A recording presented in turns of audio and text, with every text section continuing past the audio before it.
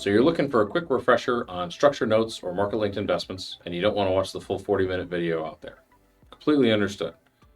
Let's cover the basics of them in a relatively rapid-fire fashion. First and foremost, they're bonds. We lend money to a company for a set period of time.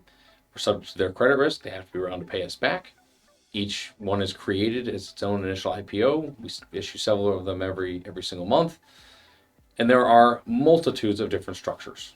However, there are some commonalities that I'm going to go through. There are really three reasons why pretty much anybody buys structured notes or market-linked investments. Because they are illiquid. They are most of the time saleable, but they are less than liquid. So they're not quite as liquid as, say, the stock market. Why do people buy them? Well, these three reasons. One, capital preservation, i.e., don't lose my money. Two, risk managed growth. Either try to outperform or try to get better performance while taking a lot less risk.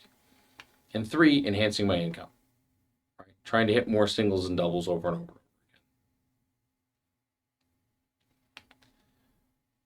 I'm going to go through two different types of notes. They're not all the different types of notes out there. There are two basic structures. But I think if you can understand these two, then when it comes to applying to a structure that you might see, it makes a little bit more sense. There are really five major terms to any structured note that need to be understood. One is the issuer. Who is the issuer? In this case, it's an example, so we don't know that. But the second thing is the underlier. The underlier in this case is the S&P 500. It's an index we're all familiar with. It's easily trackable. Term, 4 years. The protection type, 20% hard buffer. Payment features, 1.2 times. Max cap return of 50%. I know some of that seems a little bit odd, but let's walk through the note and you'll see exactly how it works. It's relatively easy to understand. So over time, the market goes up and down, right? We know that. The S&P 500 probably goes up and down. At the end of the 4-year term, right, there's really only a couple of things that could have happened, right? The market is either up a lot, up a little, down a little, down a lot. So what happens in each of those different scenarios? Well, let's look at the example. First and foremost, scenario one, the underlier is up 60%. So the market's gone up like a hockey stick. We're capped out at 50%. That was one of the terms we agreed to. Scenario two, the underlier is only up 30, so it's more moderate returns, more sideways. We get 1.2 times the return, so we're up 36%. That's 30 times 1.2. So we actually outperform in a more sideways market. Scenario three, the underlier down 15%.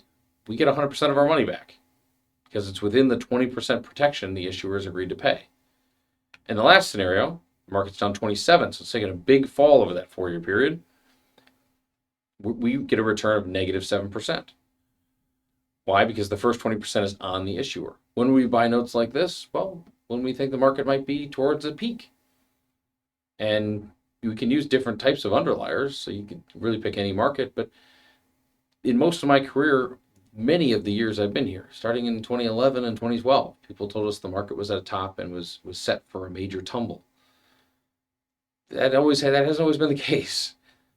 But if it is, and we're fearful, there's only a couple of options people have. And the option people most often take is they go to cash and get out of the market entirely. And then often the market continues to rise, and they have what we call FOMO, or fear of missing out. Well, this is a way to participate pretty well on an extreme upside, participate really well on a sideways to slightly upside market, participate really well on a slightly downward market, and outperform and protect on a massive downside market. So when the market's toward a top, it might be a good time to look at a note structured in a similar fashion. Why? Because we're doing a lot of the participation, but we're taking a lot less risk doing it. Additionally, and it's sort of a different style of note entirely, is what we call an income style note. And there's some different terms here, but again, this is going to feel very familiar. One, you need to know who the issuer is.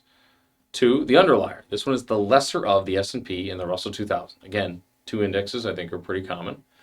3-year term, 30% contingent barrier, and barriers and buffers are different. Payment feature, 6.2% every 6 months. Contingency, the lesser performing underlier above 30% coupon barrier. Again, some of those terms seem a little odd, but let's walk through them. There's only really a couple of scenarios you're going to see. The market's going to go up and down over that period of time. If the market goes and is never down, either market, so the worst of the two, is never down more than 30%, you just go ahead and collect the coupons the whole way through. If at any point you get one that is below on the anniversary date, right? So it has to be on that date, is below that 30% threshold. We don't get that coupon, but we're eligible for the next one if the market rises back up. What would be a good example of this? Well, a contrary example of this would be 2020. Right? The market was down 34% from the high, but the high was February 19th into March 23rd. If we bought this note 6 months earlier, we weren't down 30% from when we bought it, right? Back the previous year, we were maybe only down 15%. If that was the case, we still got paid during that period. So this is, again, one of the reasons we do this, because when we back test this, and although back testing is not indicative of future results, we tend to collect the coupons close to 99% of the time. And if we're going to do that, that's a very positive overall instance. You have to strain pretty hard to find periods like the tech bubble bursting and buying at just the right time in 2007 where these coupons would have been missed. But again, that's what happens. We go ahead and we collect, and that's not a huge deal. And at the end, we get our final coupon payment and our principal back. In that regard, it feels very much like a bond. The other major scenario that happens is the market goes down and it stays down. And actually it goes down. Because it's a barrier, if it goes down and stays down more than 30%, we eventually get the same returns as the worst of the two indexes. Now, why do we take that? Because it's not often that happens. And because it's not often that happens over any 3-year stretch, we ladder these out. We want to make sure that if it does happen to one of the notes, it's not a oversized representation of the portfolio. But again, we're trying to collect these coupons. And at 6.2%, when this presentation was written, that was a fairly positive return. This presentation is a little bit old now. Now when we're writing income notes similar to this one, we're looking at coupon numbers closer to 8, 9, 10, 11, and sometimes even 12 and 13%.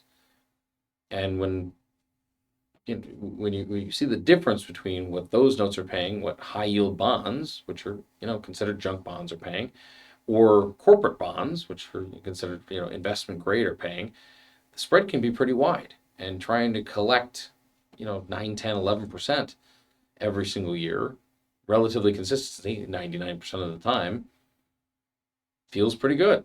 And that's why we do these things. It's about hitting that enhanced income, right? We're exchanging a little bit of illiquidity, and we're exchanging a little bit of risk on the extreme downside, but that's also why we do these things in relatively small pieces. There's no time with which we buy one giant note for somebody. We tend to buy several of these notes and ladder them out over several periods, so that even if we do have a period where we were to catch a negative situation, it would not be all of the notes all at once. With that, hopefully that helps explain. If you want further explanation, there is a fuller, longer video attached in the description. With that, thanks for joining me, and we'll talk to you soon.